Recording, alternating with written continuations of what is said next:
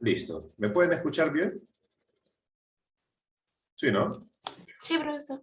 Muy bien. El día de hoy vamos a tratar uno de los temas más bonitos que yo tengo, que es el tema del gobierno de Leguía. ¿Por qué es uno de los más bonitos? Porque justamente te mandé a investigar sobre el crack del 29, ¿no? ¿Llegaste a sacar alguna información respecto al crack? ¿O pudieron saber qué era el crack del 29? O también llamado el Jueves Negro de 1929. Florinda Chanca, tú, yo sé que tú sí lo has podido hacer. ¿Sabes algo del crack del 29?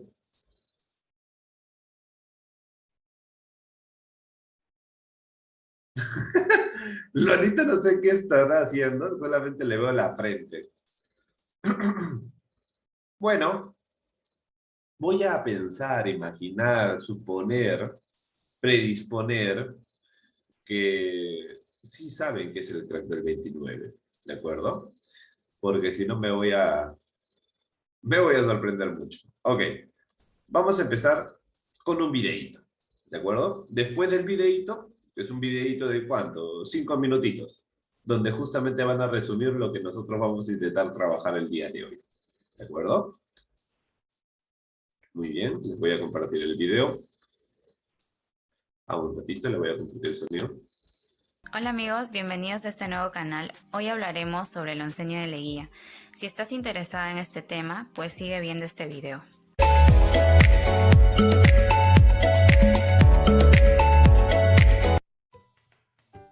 El oncenio de Leguía comprende desde los años 1919 a 1930. Para comprender mejor este periodo, nos vamos a ubicar en el contexto internacional, donde encontramos a un Estados Unidos en pleno auge económico después del éxito que tuvo en la Primera Guerra Mundial. Llegada al poder. Leguía llegó al poder por un golpe de Estado, ya que el día de las elecciones se estaban alterando los votos para favorecer a la oligarquía. Pero, ¿qué es la oligarquía? Fue el grupo de dueños de grandes haciendas agroexportadoras que nos gobernaron durante la República Aristocrática. Características económicas. En el plano económico, este periodo dependió de los préstamos estadounidenses, que para obtenerlos tuvimos que cumplir con ciertos requisitos. Entre los principales fue el de beneficiar a las empresas norteamericanas, como por ejemplo a la IPC, una empresa que controlaba el petrolífero de La Brea y Pariñas. A esta se le benefició con el Laudo de París, que estableció la exoneración tributaria para esta empresa. Estos préstamos fueron usados para la construcción de obras públicas como plazas, avenidas y hospitales, entre las cuales tenemos a la Plaza San Martín, al Parque Universitario. Características sociales. Recordemos que el oncenio fue una dictadura y como tal, para evitar alguna rebelión, tuvo que controlar a las diferentes clases sociales. Para controlar a la clase alta, conformada por la oligarquía, dio la ley de aguas, lo cual le permitía controlar el agua de las haciendas. De esta manera, si la oligarquía intentaba hacerle un golpe de estado, éste le cortaba el suministro de agua.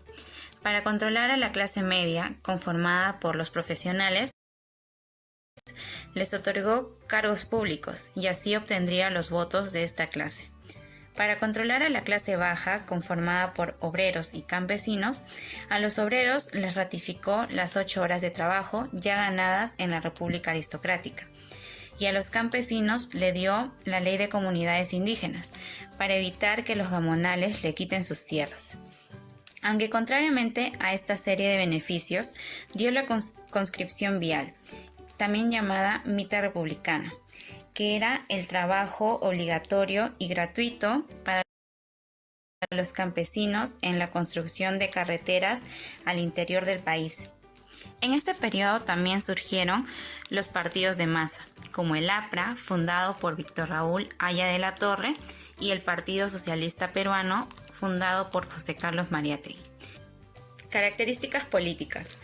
Su gobierno fue llamado la Patria Nueva, lo cual significaba un Perú antioligárquico, ya que durante años fuimos gobernados por la oligarquía. Aquí también se resolvieron los problemas limítrofes con Colombia y Chile. Con Colombia se firmó el Tratado Salomón-Lozano, con lo cual se entregó los territorios entre los ríos Putumayo y Caquetá, y también se cedió el trapecio amazónico. Con Chile se firmó el Tratado de Lima, con lo cual la provincia de Tacna regresó al Perú, pero perdimos Arica. Caída del oncenio. El crack del 29 llevó a los Estados Unidos a una aguda crisis económica, y debido a nuestra gran dependencia a ellos, el Perú también se vio afectado de muchas maneras, como por ejemplo cayeron las exportaciones, se acabaron los préstamos de Estados Unidos, lo cual generó crisis económicas en el país, lo cual se vio reflejado con despidos y en consecuencia se generó protestas sociales.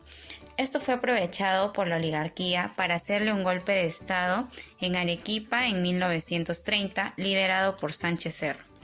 Datos extras. Recordemos que Leguía gobernó durante 15 años. Su primer gobierno fue en la República Aristocrática, donde gobernó 4 años, sumado a los 11 años que gobernó en el oncenio. También que Leguía fue uno de los presidentes más entreguistas de la historia por la facilidad con la que entregó territorios, empresas, etc.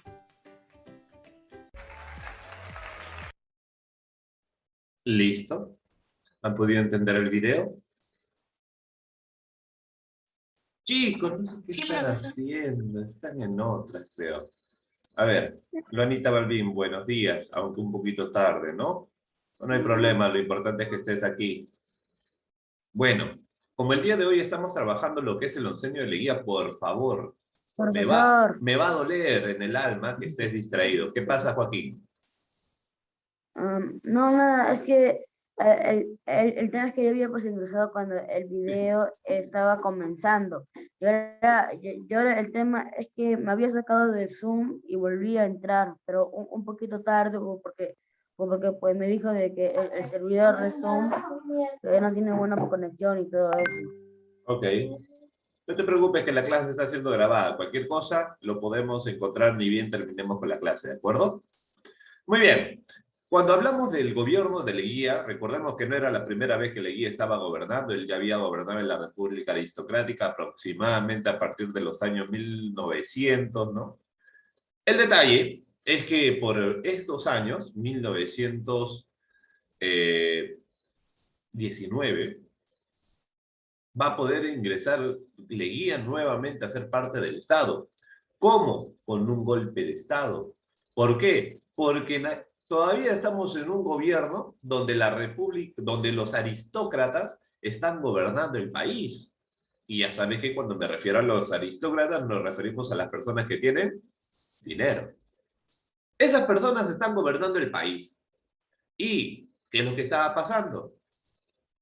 Había muchos conflictos. Más adelante te voy a indicar con unos cuadritos que justamente lo he sacado de algunas clases de la de Uni, muy interesantes. Le voy a explicar qué es lo que estaba pasando, por qué es que la República Aristocrática va a fracasar.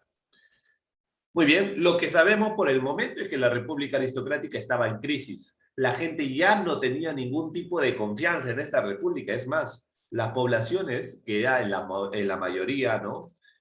Analfabetos, sintieron el rechazo de poder participar porque justamente ya no podían participar. Ahora solamente podían elegir lo que tenían, los que eran alfabetos, ¿no? O sea, los que sabían leer y escribir. Obviamente, por eso, uno de los motivos por el cual la República Aristocrática va a fracasar. ¿De acuerdo? Ahora, ni bien ingresa Leguía al gobierno, disuelve el Congreso. ¿Qué significa disolver?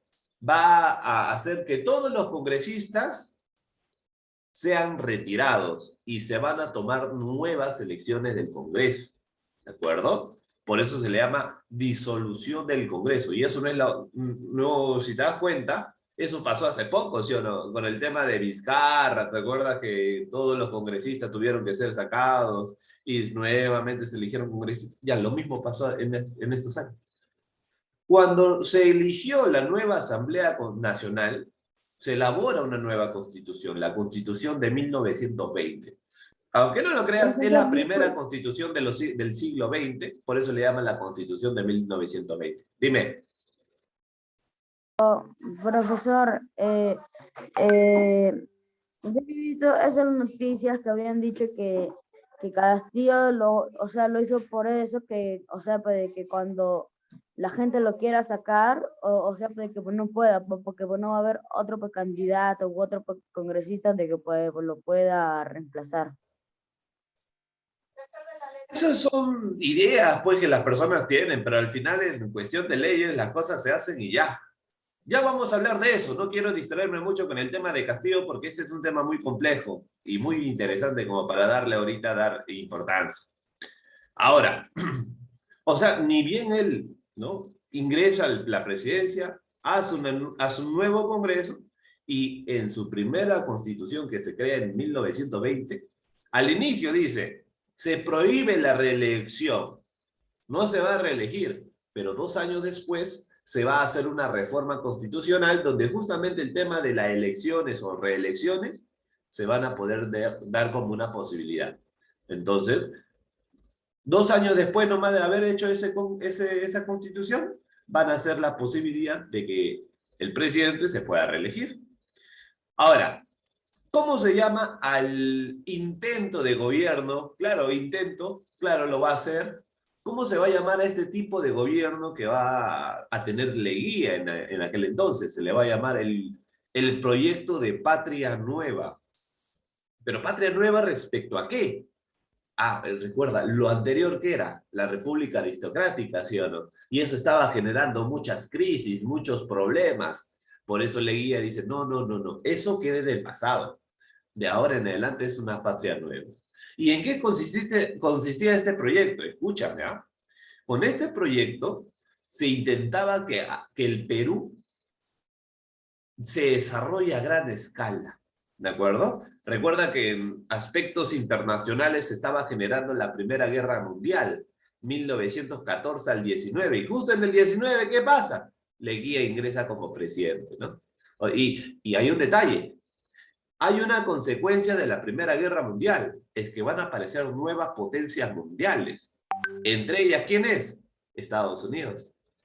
Estados Unidos va a desplazar a Gran Bretaña como la primera potencia mundial del mundo. Pero no solamente va a ser Estados Unidos, sino también va a estar la Unión Soviética. Pero hay una diferencia. Estados Unidos era pro-capitalista, pero en la Unión Soviética era pro-socialista. O sea, hay una especie de, ¿no? Dos ideas diferentes de cómo realizar un gobierno. Estados Unidos era capitalista y la Unión Soviética era socialista. Dos potencias mundiales con diferentes formas de gobierno.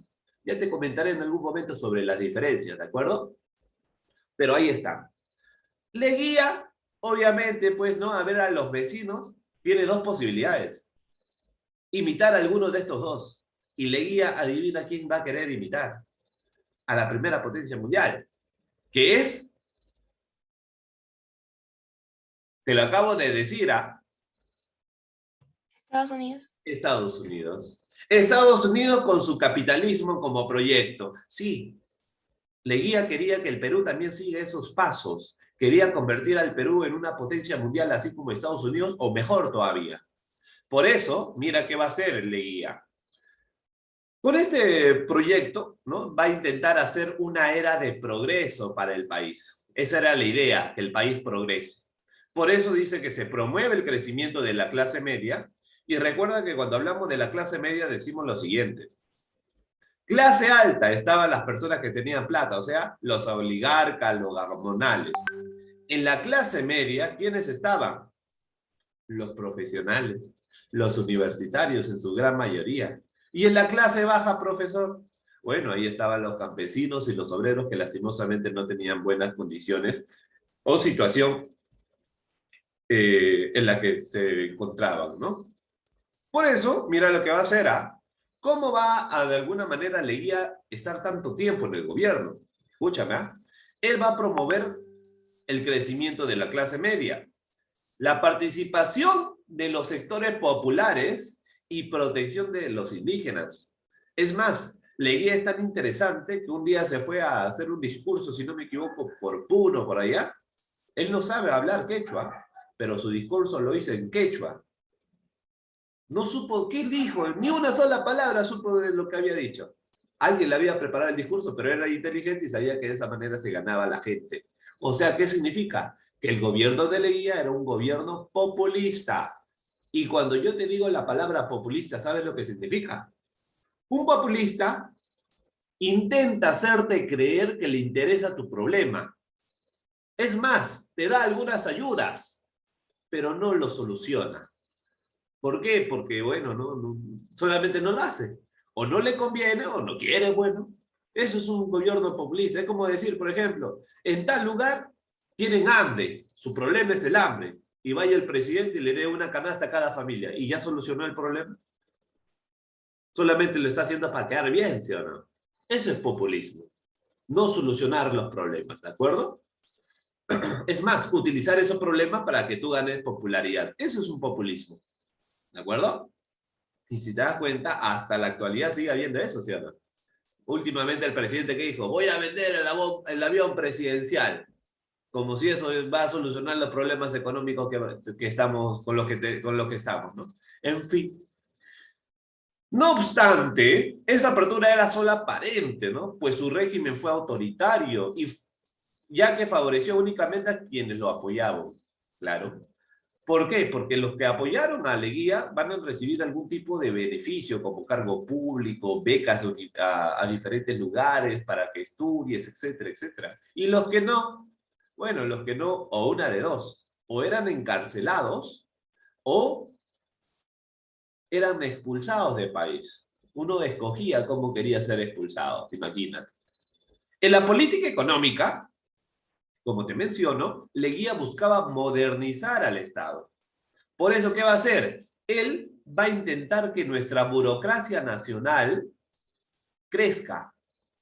¿Qué significa burocracia? Aquellas personas que se dedican de alguna manera al trabajo del financiamiento, trabajan con el dinero, comercio, etcétera. Todos ellos son burócratas, ¿de acuerdo? ¿Qué vamos a hacer? Él quería que los burócratas crezcan, porque en Estados Unidos también, pues gracias a la burocracia, surgió el capitalismo, y él creyó que con burocracia también en el Perú se iban a solucionar muchas cosas. Por eso, que menciona, mira, él va a pensar, ¿no? Oye, mi problema es que en el país la gente no quiere invertir. ¿Cómo puedo hacer de que en mi país inviertan las diferentes empresas? Y él dice, fácil. El país ahorita se ve atrasado. Estamos en un Perú donde todavía la gente se moviliza a carretas. Imagínate, a caballo. No hay pistas, no hay nada. ¿Qué hace Leguía? Muy inteligente. Tenemos que hacer creer a las gentes, a las empresas, que el Perú ya es moderno. ¿Cómo lo hacemos? Muy fácil. Comienza a hacer avenidas, plazas, comienza a hacer palacios, el Palacio de Justicia, ¿no? Comienza a hacer, mira, primer estadio. El estadio era una cosa básica que tenía cualquier país desarrollado. Primera vez que se hace el Estadio Nacional, que está ahí por la Telesup, en la avenida Arequipa. Gobierno de Leguía. Se comienzan a construir grandes carreteras, avenidas, distritos, nuevos distritos salen en el gobierno de Leguía. ¿Y sabes por qué crean nuevos distritos? Porque él piensa, clase media, ¿qué necesita la clase media? Ya, si yo quiero contentar a la clase media, ¿qué le voy a dar? Una casa. Entonces le comienza a repartir las casas en estos nuevos distritos que se estaban creando. Así se estaba ganando a la clase media. Profe, y a las clases bajas, ahorita te voy a comentar cómo lo hace. Por eso, mira, como entre uno de sus proyectos eran las construcciones de la carretera, porque no había, qué interesante, ¿no? Por las carreteras, claro, porque es más, ¿no? Todas las grandes empresas están utilizando ya los automóviles, y el Perú no tiene carretera. ¿Van a venir a invertir para acá? Obviamente que no. Se tienen que hacer las carreteras. Y mira qué hace Leguía. Crea una ley llamada la Ley de Conscripción Vial. ¿Qué significa? Que todo varón a partir de los 18 hasta los 60 años debían trabajar gratuitamente 2 semanas para el Estado. ¿Haciendo qué? Carreteras. Así es. Pero aquí te menciona, esta medida solamente afectó a los indígenas o a las personas de clase baja. Ahora, no me refiero a clase baja porque de repente sean una condición inferior a nosotros, nada que ver. Nos referimos a la económica, no tenían tanto dinero como los demás, no tenían una buena condición económica. Y ahora, profesor, ¿pero por qué me dices que solamente afectó a los indígenas? Si ahí dice que todos los varones tenían que trabajar. Es que es muy simple. Habían varones que podían contratar a otros varones para que hagan sus 2 semanas de trabajo. ¿Quiénes podían pagar eso? Muy simple. Los oligarcas y la clase media. Ellos podían pagar eso, señor. Oye, ya te pago tu sencillito por estas 2 semanas. Le pagaban. ¿Quién al final tenía que trabajar? Los que no tenían dinero. Los que no les quedaba de otra que aceptar esa paga. Por eso mencionan de que justamente los más afectados, ¿quiénes van a ser? Los indígenas. ¿Por qué? Porque es muy simple, pues. Si él quiere que las empresas del exterior vengan a invertir, tiene que hacer carreteras. Pero él no puede estar gastando mucha plata. Entonces, ¿qué busca hacer? Bueno, si tengo que hacer carreteras, que eso es bueno, mucho mejor es hacer esas carreteras gratis. Y por eso es esa ley de conscripción vial. Porque de alguna manera esto favoreció a que esta obra se dé sin tanto presupuesto. Leguía era muy inteligente respecto a sus planes. Por eso, mira, por eso, para financiar las obras, Leguía favoreció a las inversiones norteamericanas.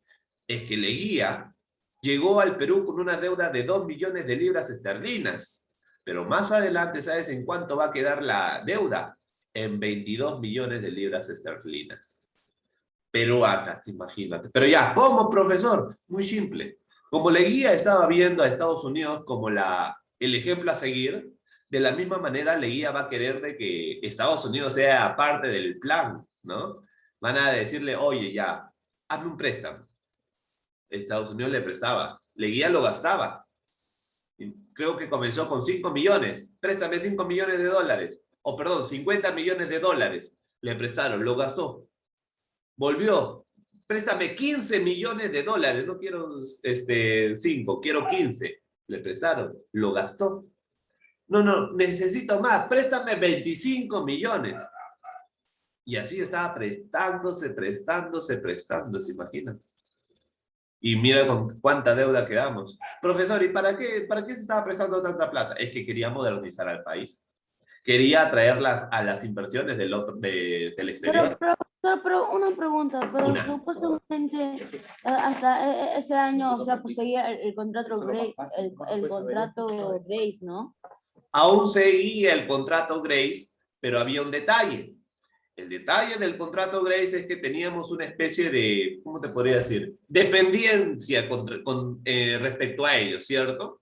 Pero Leguía no solamente quería depender de este contrato, él quería de alguna manera hacer que el Perú se adelante a todo ese proceso. ¿Y cuál era la mejor manera? Muy simple, con préstamos. Porque el Perú ya tiene de alguna manera ciertas garantías. Entonces, más préstamos. Pero si supuestamente, o sea, el Perú le debía a la casa Grace 80.000 millones de libras esterlinas anuales por 33 años. Ajá. Papá de mi pregunta es que, ¿por qué no? O sea, de esas 80.000, o sea, que son 80.000, ojo, o sea, de eso, o sea, paga la deuda externa con Estados Unidos. Es que la deuda externa con Estados Unidos recién se estaba dando. No es que ya la teníamos, recién se estaba generando. Y obviamente las deudas no se pagan ni bien tú te estás prestando el dinero, ¿sí o no? Se paga después. ¿De acuerdo? Pero está bien, Joaquín, muy bien. Nos estamos ubicando adecuadamente. Muy bien. ¿Me estás entendiendo, pero Joaquín, cierto? Sí. Listo. Continuamos. Dime, Balvin. Profesor, se escucha todos los mensajes que le llegan, profesor, porque usted está compartiendo sonido. Sí, yo no escucho ni un mensaje. A ver, ahora No, profesor, ahora ya no. debe ser la fanaticada. Lo siento, chicas, así soy mi club de fans. En fin, Mira lo que van a desarrollar, pues justamente con el gobierno de Leguía para modernizar a Lima. Se crean se crean residencias, urbanizaciones, nuevos distritos, nuevas avenidas, ¿no? Santa Beatriz, San Isidro, mira San Isidro, ¿no? Un distrito muy conocido por su peculiar manera en la que vivían, ¿no? Mira cómo se transportaban. ¿Qué es esto? Decía, ¿cómo vamos a traer a las inversiones si aquí nos seguimos movilizando a carreta y caballo? Decía, no, no, no, no, no. Hoy en día se están utilizando automóviles. Y aunque no lo creas, por eso dice, ¿no? Si nosotros estamos exportando caucho, estamos exportando petróleo, ¿para cuándo van a venir los automóviles? ¿Cómo es un país desarrollado sin automóviles? No es posible. Por eso él va a decir, ¿sabes qué? Traigan automóviles y comienzan a traer ¿de dónde los automóviles? También de Estados Unidos. De una empresa estadounidense llamada la empresa Ford, que hasta hoy en día existe, ¿ah? Se construyen las avenidas, ¿no? Los nuevos Pero, distritos. profesor, Toyota, para mí Toyota y una marca japonesa de carro, que no me acuerdo cuál era, es mejor que los Estados Unidos. El detalle es que en aquel entonces no existía, pues, y las empresas de automóviles recién estaban saliendo, recién estaban surgiendo, ¿de acuerdo? Claro, más adelante van a surgir más empresas, definitivamente, pero por el momento estas son las que existen. Y obviamente Leguía se quiere ganar el corazón de los estadounidenses, pues. Y qué mejor manera que decirle, ¿sabes qué? Necesito comprar carros de tu país, justa. Oh, qué casualidad, ¿no? Oh, qué casualidad. Se van a realizar muchas obras para mejorar la vida, dice, mira. Se va a poner la potabilización del agua, se va a comenzar a desarrollar el desagüe, porque imagínate que hasta ese entonces muchas personas arrojaban sus desperdicios a la calle nomás. Imagínate el olor que tenía Lima. Se va a comenzar a generar alumbrado público, no para ciertos lugares, no se va a hacer el alumbrado solamente como si fuera una velita que está ahí en el... No, alumbrado a luz. Y el transporte urbano, que era muy importante. De esa manera Leguía quería demostrar que el país se estaba modernizando. ¿Para qué? Para que los demás vengan a invertir. Pero hay un detalle. Cuando estamos hablando también de lo que son los problemas limítrofes, territoriales habitualmente, recuerda que muchas formas de poder hacer las limitaciones es con la naturaleza, ¿no? Un río, ¿no? Algún conjunto de cerros que dividen un lugar del otro, ¿no? Nosotros teníamos una limitación con Colombia, que era el río de Caquetá. Si te das cuenta, este es el río Caquetá, mira. Aquí está el río. Ese era nuestro límite con Colombia. Pero aunque no lo creas, en el gobierno de Leguía se va a perder todo este territorio, y no solamente eso, sino también el trapecio amazónico. ¿Por qué trapecio? Porque tiene forma de trapecio, pues. Pero ¿por qué, profesor? ¿Por qué tuvimos que entregarle esos territorios a Colombia?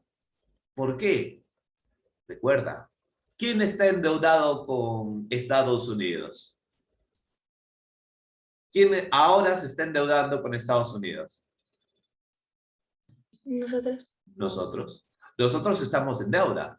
Y Estados Unidos, por esa deuda, ¿qué te va a decir a Leguía? Oye, mira, tú tienes deuda conmigo. Así que en estos límites favorece a Colombia. Y lo va a hacer. Y la pregunta es, ¿por qué Estados Unidos quería favorecer a Colombia? Ya te voy a contar más adelante qué pasó.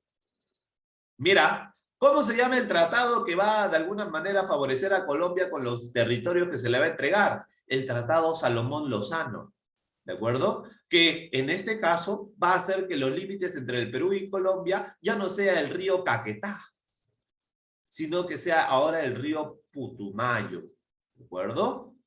Además, dice, el Perú le cedió la zona del trapecio amazónico, esta zona.